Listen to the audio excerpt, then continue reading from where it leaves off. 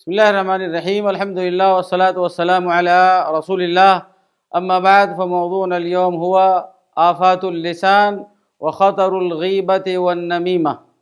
دوستوں اور بزرگوں اور دینی بھائیوں، آج موضوع ہے زبان کی آفتوں کا بیان اور چغلی اور غیبت کی خطرناکی کا بیان۔ دوستوں اور بزرگوں اور دینی بھائیوں، اللہ پاک نے ہمیں زبان عطا فرمائی ہے جو سب سے عظیم نعمت ہے۔ یہ زبان کسی چرند و پرند اور حیوانات کو میسر نہیں ہوئے جو زبان اللہ پاک نے ہمیں عطا فرمائی ہے۔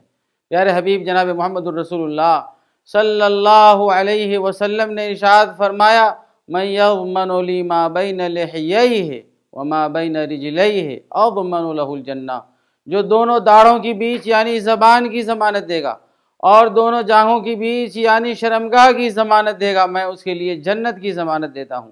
نبی اکرم صلی اللہ علیہ وسلم نے ارشاد فرمایا ہے کہ ہمیں زبان کی حفاظت فرمانی چاہیے۔ اللہ تعالیٰ نے جہاں فواحش ظاہر باطن سب کو حرام کیا ہے، وہیں اللہ رب العالمین نے یہ بھی حرام کیا ہے وَأَن تَقُولُوا عَلَى اللَّهِ مَا لَا تَعْلَمُونَ، کہ تم اللہ تعالیٰ کے خلاف ایسی باتیں کہو جو تم نہیں جانتے ہو۔ لہذا شرک اور کفر کی دعوت دینا یہ سب سے بڑا جرم ہے اس روئے زمین پر۔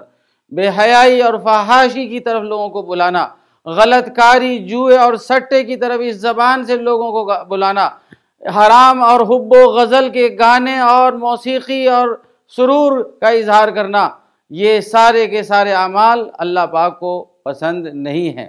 لہذا پیارے نبی جناب محمد الرسول اللہ صلی اللہ علیہ وسلم نے غیبت سے ہمیں منع فرمایا ہے۔ آپ صلی اللہ علیہ وسلم نے فرمایا کہ تم جانتے ہو غیبت کیا ہے؟ صحابہ کرام نے کہا اللہ اس کے رسول زیادہ جانتے ہیں۔ تو آپ صلی اللہ علیہ وسلم نے غیبت کی تعریف فرمائی، ذکرک اخاک بما یکرہ، غیبت یہ ہے کہ اپنے بھائی کا ذکر اس طرح کرو کہ اگر وہ سن لے تو اسے ناپسند آئے۔ لہٰذا پیارے حبیب جناب محمد الرسول اللہ صلی اللہ علیہ وسلم سے صحابہ کرام نے کہا، اے اللہ کے رسول صلی اللہ علیہ وسلم، اگر وہ عیب میرے بھائی کے اندر ہے، اگر میں اسے بیان کروں تو کیا یہ بھی غیبت ہے؟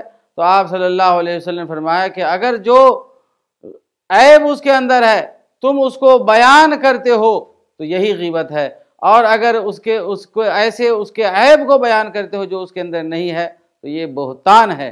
اسی طرح پیارے نبی صلی اللہ علیہ وسلم نے شرک کے ساتھ ذکر فرمایا کہ شرک باللہ کے ساتھ وہ باتیں ہیں جو اللہ کے خلاف بولا جائے یا قول زور ہو، اور آپ صلی اللہ علیہ وسلم ارشاد فرمایا، من کان یؤمن باللہ والیوم الآخر فلیقل خیرا او لیصمت، جو اللہ پر اور آخرت پر ایمان لاتا ہے یا تو خیر کی باتیں کہیں یا خاموش رہے۔ اللہ تعالیٰ سے دعا ہے کہ اللہ تعالیٰ ہمیں خیر کی بات کی توفیق عطا فرمائے۔